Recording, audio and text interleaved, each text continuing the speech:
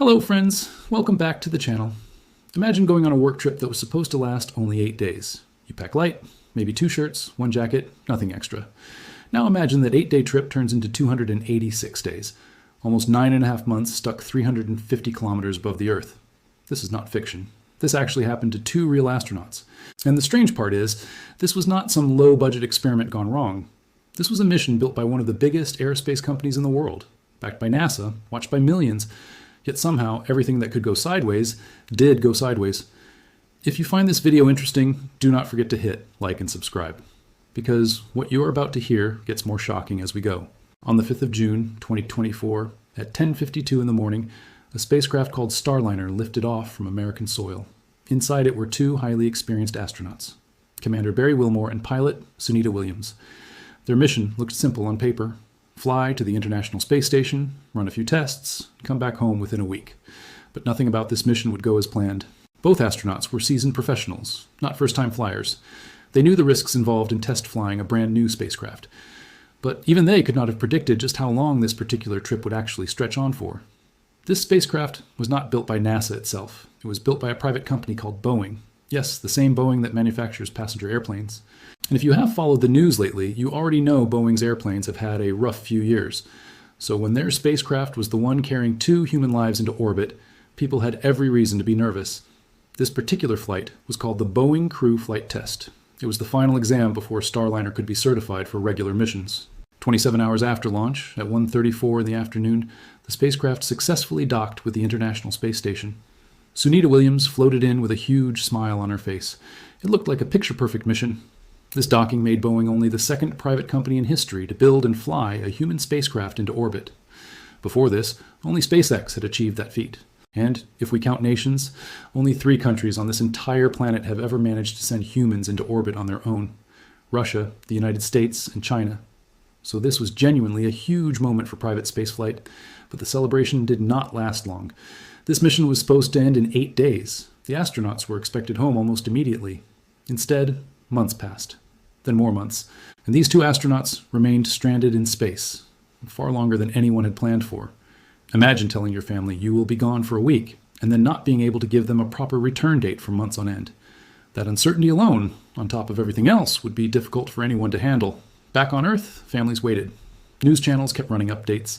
Every single week, people expected an announcement that the astronauts were finally coming home. And every single week, that announcement kept getting pushed further away. Here's the shocking part. NASA eventually admitted the spacecraft had so many problems that it could not be trusted to bring the crew back safely. Let that sink in for a moment. A brand new multi-billion-dollar spacecraft built by one of the largest aerospace companies on Earth was not safe enough to carry its own crew home. If that shocks you even a little, smash that like button and subscribe right now, because we are just getting started. Now let's clear up one thing immediately. Even though these astronauts were stuck in space far longer than expected, they were never actually in danger. The International Space Station is enormous. It stretches more than 100 meters end to end. Its living and working area is actually bigger than a 6-bedroom house. There is sleeping space for 6 people, 2 bathrooms, a small gym, and even a window bay with a stunning 360-degree view of Earth. It is not a 5-star hotel, but it is more than capable of keeping people alive and reasonably comfortable. The station has its own oxygen system, generated through electrolysis of water, and it recycles the air the astronauts breathe. Even urine gets filtered and turned back into clean drinking water. Yes, you heard that right. Recycled urine becomes drinking water on the ISS. If that fact just made you go, wait, what? Drop a like and subscribe, because space living has plenty more surprises like this one. The water recycling system does not stop there either. It even captures moisture released through sweat and breath and turns that back into usable water too. Basically, nothing on that station goes to waste. Every drop matters when you're 350 kilometers from the nearest tap. As for food, the station keeps roughly 6 months of reserves stocked at all times. And crew rotations happen every 5 to 6 months, so there is always a fresh supply chain running. When Sunita and Barry docked, they joined an existing team called Expedition 71. 4 astronauts from NASA and 3 cosmonauts from Russia's Roscosmos were already living and working there. This wasn't the station's first rodeo either. Expeditions have been running continuously since the year 2000, when the ISS first became operational. For over 2 decades, the station has never once been left completely empty. Expedition 71 itself was the 71st rotating crew to live there since the beginning. Think about that number for a second. 71 different crews spanning more than 2 decades, living and working in a floating laboratory circling our planet. Humanity has quietly maintained a continuous presence in space for 24 straight years, and most people barely think about it in their daily lives. Once it became clear Barry and Sunita would be staying much longer than planned, NASA simply folded them into the ongoing expeditions. They started contributing to real scientific research alongside the rest of the crew. Space botany experiments, testing how flowers grow without gravity, studies on fluid shifts in the human body caused by weightlessness, research on algae-based life support systems, and even work related to neurodegenerative diseases. These two were not just sitting around waiting. They were working scientists doing real research the entire time. Both astronauts, by the way, were more than qualified for this. Barry Wilmore was 61 years old at the time, already carrying 178 days of prior spaceflight experience. Sunita Williams, of Indian origin though born in America, was 58 and had already logged over 320 days in space across previous missions. She had even commanded Expedition 33 in the past. This woman is basically a space veteran. Before this mission even began, she had already spent nearly a full year of her life living in orbit, spread across multiple different trips. If anyone was prepared to handle an unexpected extended stay in space, it was Sunita Williams. So food, water, oxygen, all of that was never really a concern. Clothing was the only tricky part since they had packed for an 8-day trip, not 8 months. NASA solved this by sending a resupply shipment of personal items in August that year. Problem solved, at least on that front. Now let's talk about the actual villain of this story, the spacecraft itself. Boeing's Starliner is officially called the CST-100 Starliner, short for Crew Space Transportation. It is what's known as an orbital spacecraft, meaning it travels fast enough, over 28,000 kilometers per hour, to actually enter Earth's orbit and stay there. That is very different from a suborbital spacecraft, which barely touches the edge of space before falling back down, usually at under 7,000 kilometers per hour. Building something that can survive orbital speeds, carry humans safely, and dock precisely with a moving space station is an engineering nightmare. Only 3 countries and 2 private companies on the entire planet have ever pulled this off successfully. India is trying to join that list too through the Gaganyaan program, though its first test flight will carry a humanoid robot named Vyomitra instead of a human, just to be safe. The logic is simple. Test the spacecraft thoroughly with a robot first, work out every possible flaw, and only then risk sending an actual human being. It sounds slow and overly cautious, but as we are about to see with Starliner, this kind of caution can be the difference between a safe mission and a disaster. Back to NASA. In 2011, they launched something called the Commercial Crew Program, inviting private companies to compete for contracts to build human spacecraft. In 2014, 2 companies won, SpaceX and Boeing. Interestingly, Boeing's contract was actually worth more money than SpaceX's, over $4 billion compared to SpaceX's $2.6 billion. You would expect the company with more funding to be further ahead. That is not how this story played out. SpaceX flew its first successful crewed mission back in November 2020 using its Crew Dragon capsule. It has been flying astronauts reliably ever since, and is now preparing for the world's first private commercial spacewalk. That's how far ahead they are. Boeing, meanwhile, was still struggling to get its first crewed flight off the ground years later. More funding, more resources, and yet years behind schedule. That gap alone should have been a warning sign to everyone watching closely. And here's where it gets messy. Before this crewed mission even lifted off, there were already warning signs. The launch was originally scheduled for the 6th of May. It got scrubbed just 2 hours before liftoff because of a faulty pressure valve on the rocket. A second attempt on the 1st of June was canceled just 4 minutes before launch, this time by an automatic computer abort system. Then, right before the 5th of June launch, engineers discovered a helium leak. Helium is the gas that powers the spacecraft's propulsion system and fires its thrusters, the small engines used for docking and maneuvering. Engineers said the leak was small, caused by a faulty seal, and manageable, so they gave the green light. But a few hours after launch, 2 more leaks appeared. By the time Starliner reached the space station, engineers had discovered a 4th helium leak, 4 separate leaks on one spacecraft in the span of a single mission. Boeing's own program manager eventually admitted they did not fully understand the root cause. If 4 unexplained leaks on a human spacecraft does not shock you, I don't know what will. Hit that like button and subscribe, because the failures do not stop there. On top of the leaks, just hours before docking, 5 out of Starliner's 28 thrusters stopped working properly. Commander Barry Wilmore had to take manual control of the spacecraft. Working with engineers back on the ground, he managed to reset the thrusters, and 4 out of the 5 came back online. Because of his quick thinking, the spacecraft was able to complete a successful docking with the station. NASA later said this particular issue was a data problem, not a hardware failure. But the damage to public confidence was already done. People started asking an obvious question. Could this spacecraft actually be trusted to bring the astronauts home safely? To find answers, NASA and Boeing ran a series of hot fire tests on the thrusters after the docking. They discovered the thrusters were overheating due to direct sunlight hitting a specific part of the capsule's control system. When tested again away from direct sunlight, the thrusters worked completely normally. But here's the catch. Engineers could not guarantee this overheating problem would not happen again during the actual return flight. And when it comes to human lives, probably fine is not good enough. So NASA made a bold decision. Send the Starliner spacecraft back to Earth completely empty without any crew on board, and leave Barry and Sunita on the space station until a safer ride home could be arranged. This was a smart, cautious call, and honestly, a necessary one. It reminded a lot of people of the 2003 Columbia disaster, where safety concerns were ignored and astronauts, including Kalpana Chawla, tragically lost their lives during re-entry. NASA clearly did not want history repeating itself.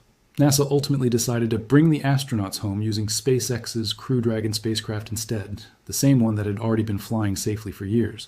The plan was for them to return with the Crew 9 mission, which meant to wait until early the following year. In total, Barry and Sunita ended up spending far longer in space than anyone initially imagined. NASA officials, including Commercial Crew Program Manager Steve Stick, insisted Starliner was still a capable spacecraft, just one that had run into serious technical hiccups. But when you look at Starliner's track record, that claim gets harder to fully believe. Its very first uncrewed test flight back in December 2019 failed to even dock with the space station due to a software timing error. A joint NASA-Boeing review team issued around 80 separate recommendations after that failure. The second uncrewed test in May 2022 succeeded, but even then, some thrusters showed the exact same kind of glitches seen years later on the crewed flight. In other words, this was not one unlucky mission. This was a pattern. And Boeing's troubles were never limited to just space. As an airplane manufacturer, the company has faced years of intense criticism. On the 5th of January this year, a Boeing 737 MAX operated by Alaska Airlines had a door panel completely blow off mid-flight at 16,000 feet altitude. Passengers' phones and belongings were sucked out of the cabin. Thankfully, because everyone was buckled in, no one was pulled out with them. Investigators later found the cause was shockingly simple: loose bolts that were never properly tightened.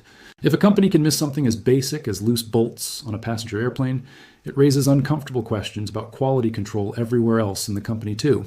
And remember, this is the same company that was simultaneously trying to convince NASA and the public that its human spacecraft was safe enough to fly astronauts.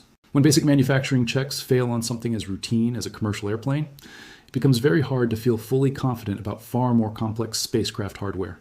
This was not Boeing's first deadly controversy either. Back in 2018, a faulty sensor caused Lion Air Flight 610 to crash in Indonesia shortly after takeoff, killing everyone on board. In 2019, a nearly identical software failure caused Ethiopian Airlines Flight 302 to crash as well, again with no survivors. Investigations revealed that faulty software had actually taken control away from the pilots in critical moments. After these two crashes, every single Boeing 737 MAX plane worldwide was grounded for 20 months. Airlines lost billions of dollars. Boeing's reputation took a hit it still has not fully recovered from. Safety systems were rechecked from top to bottom, and it was only after December 2020 that the plane was cleared to fly passengers again. 2 deadly crashes, hundreds of lives lost, and it still took a global grounding for real change to happen. If you did not know Boeing had this deep a history of safety failures before this space mission, that alone should tell you everything about why people were so nervous watching Starliner struggle. Like and subscribe if this timeline is blowing your mind as much as it blew mine while researching it, because there is still more to come. Boeing's CEO eventually announced he would step down from his position by the end of that year. And disturbingly, a whistleblower who had planned to testify against the company died under sudden and unexplained circumstances before he could speak publicly. That alone could be an entire separate video on its own, so let me know in the comments if you want me to cover that story in detail next. So back to our 2 stranded astronauts. What actually happened to them in the end? After 9 long months in orbit, on the 18th of March 2025, Barry Wilmore and Sunita Williams finally returned to Earth. They came home aboard a SpaceX Crew Dragon capsule, alongside astronaut Nick Hague and Russian cosmonaut Alexander Gorbanov. Their capsule splashed down off the coast of Florida in calm, glass-like waters, with a pod of dolphins swimming curiously around it as recovery teams moved in. In total, they had spent 286 days in space, 278 days longer than their original 8-day plan. They had completed over 4,500 orbits around our planet, covering more than 120 million miles. When they were finally pulled from the capsule, both astronauts were smiling and waving at the cameras, even as they were carried out on stretchers for standard medical checks, since their bodies needed time to readjust to Earth's gravity after so long in weightlessness. Think about that for a second. A trip planned for 1 week turned into a journey longer than most people's entire work year. And through all of it, these two astronauts stayed calm, kept working, and represented incredible composure under pressure. No panic, no public complaints. Just two professionals doing their job under circumstances nobody could have prepared for. That kind of mental strength is honestly just as impressive as anything else in this entire story. This entire saga raises a bigger question, though. How much can we really blame Boeing for all of this? On one hand, spaceflight is genuinely one of the hardest engineering challenges humans have ever attempted. Failures and setbacks are part of pushing that frontier forward. On the other hand, when the same company is simultaneously dealing with door panels flying off airplanes and multiple fatal crashes tied to defective software, it becomes harder to give them the benefit of the doubt. Meanwhile, SpaceX has continued pulling further and further ahead, flying astronauts routinely and even preparing for history's first private commercial spacewalk, a genuinely risky 20-minute walk outside the spacecraft with nothing but a suit protecting the astronaut. The contrast between the two companies, one racing toward the future and the other struggling just to catch up safely, tells its own story about where things stand in the private space race right now.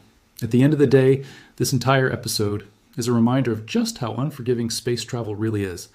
There is very little room for error when you are hundreds of kilometers above the Earth, traveling at thousands of kilometers per hour.